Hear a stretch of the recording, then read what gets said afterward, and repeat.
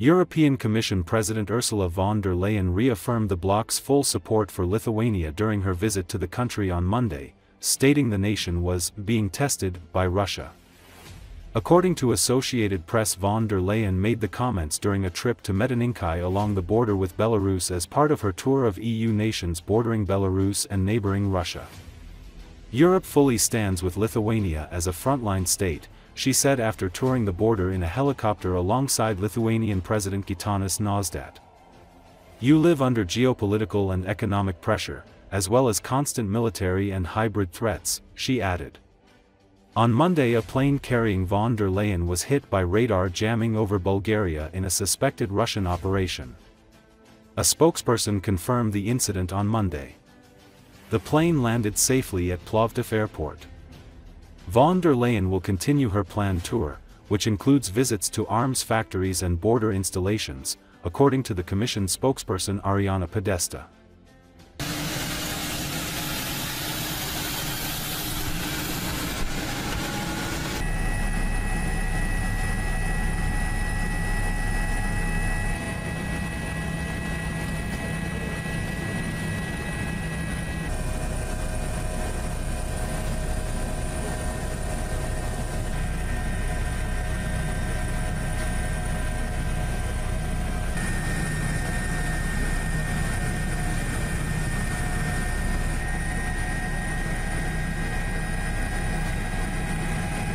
And ready to defend freedom. Thank you. Thank you. Thank you, Mr. President. Europe fully stands with Lithuania as a frontline state. You face Russia in Kaliningrad. You face Belarus on your border. You live under geopolitical and economic pressure, as well as constant military and hybrid threats. The instrumentalization of migrants, for example, is something Lithuania knows all too well. And I heard that last month 2 drones crossed your border with Belarus.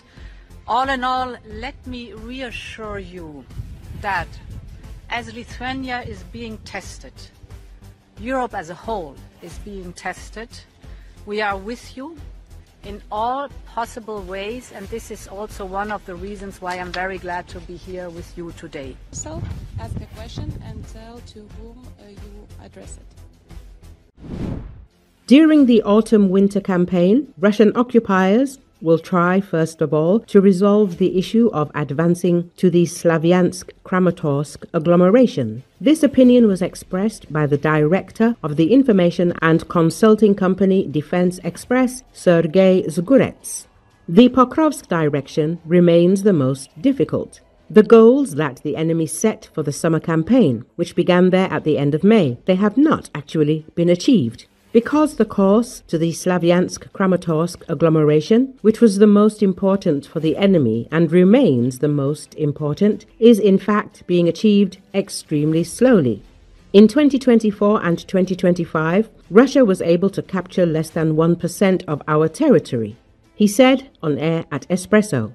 According to him, a certain regrouping is currently taking place.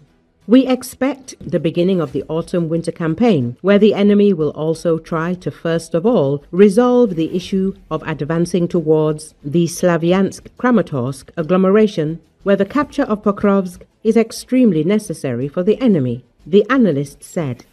Zgurets noted that without capturing Pokrovsk, the Russians will not be able to move further to Dobropolye and in the direction of Kramatorsk. Right now, we can actually split into 2 components as they assess the situation around Pokrovsk. These are military actions somewhat higher up in the Dobropolye zone. The remnants of Russian troops there are in a certain encirclement, but there is an insignificant number of Russian military personnel, and now these military personnel are being supplied by drones. The Russians are trying to provide assistance to these 50 or 100 military personnel who have found themselves in this trap, the expert said. According to him, counter-attacks are being carried out from the Ukrainian side to cut off the Russian group at the very heart of this penetration. He said, at this time the enemy is carrying out attacks including on Pokrovsk from the south and from the west, where, in fact, they are trying to push through our defense and influence the logistics around Pokrovsk. So, in any case, Pokrovsk will continue to remain the hottest spot, and in my opinion, it will be the main target of the Russian campaign. And here is the end of the summer and the beginning of the autumn-winter one. Zgurets also commented on the situation in the Zaporizhia direction. In his opinion, we need to talk about the zone where the administrative borders of 3 regions coincide: Dnipropetrovsk, Zaporizhia and Donetsk. This is precisely the line that runs along the Volcha River, and it is there that the enemy is really trying to squeeze into the Dnipropetrovsk region. In certain areas, the enemy has succeeded.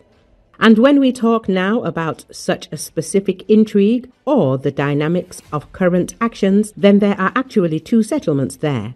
Malievka belongs to the Donetsk region and Temirovka belongs to the Zaporizhia region, the analyst said. He claims that between these 2 settlements, the Russians are trying to advance towards these settlements and thus capture, in particular, Kamyshevaka, in order to create complications for our military.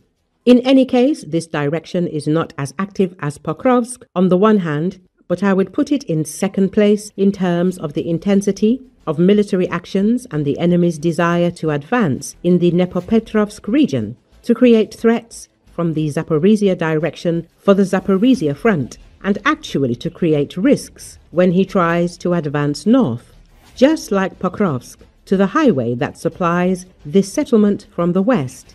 He added,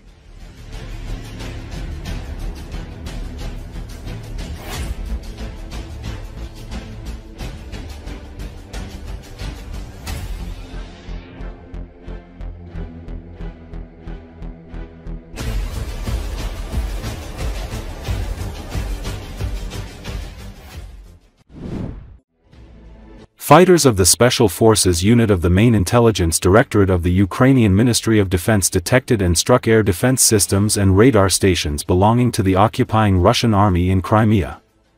As a result of kamikaze drone strikes, a 98L6 AP radar station of the S-400 surface-to-air missile system, the Udios-T radar complex, the MICE M1 coastal radar station, the GLONASS Global Navigation Satellite System complex, and the RT-70 radio telescope were blown up and destroyed.